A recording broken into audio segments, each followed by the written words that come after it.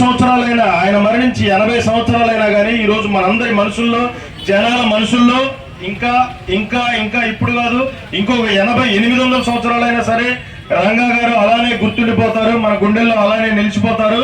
ఎందుకు అంటే ఆయన ప్రేమ, ఆయన సేవా తత్వం వల్ల. రెండవది ఏంటి అంటే ఆయన ధైర్యం. ఆయన ధైర్యం మన ధైర్యంగా తీసుకొని మనం కూడా ఆయన అడుగుజాడల్లో నడవాలి. పర్సనల్ గా నేను ఎప్పుడు అనుకుంటా ఉంటాను, రంగా గారి లాంటి వ్యక్తి మళ్ళీ పుడతారా అని. మనందరిలో ప్రతి ఒక్కరిలో కూడా ప్రేమ, ఆప్యాయత, ధైర్యం ఉంటే ఆయన ఇచ్చినటువంటి బాటలు మనందరం కూడా నడవాలని ఒక కాపు బిడ్డగా ఈరోజు పుట్టినందుకు చాలా సంతోషంగా ఉన్నాను. ఎందుకు అంటే కులం గురించి మాట్లాడటం కాదు, కానీ రంగా గారు పుట్టిన కాపు కులంలో పుట్టినందుకు నేను చాలా సంతోషంగా ఉన్నా. మరి ఒకటి ఏంటి అంటే ఈరోజు ఈ వేదిక మీద అందరం కూడా పార్టీలకు అతీతంగా, మతాలకు అతీతంగా కూడా ఒక వేదిక మీదకి వచ్చి కోరుకుంటా ఉన్నాను.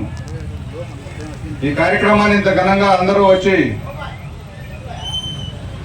జయప్రదం చేసినందుకు మీ అందరికీ మరొకసారి ధన్యవాదాలు తెలుపుకుంటూ నాకు ఈ అవకాశం ఇచ్చినటువంటి అందరికి కూడా హృదయపూర్వక ధన్యవాదాలు.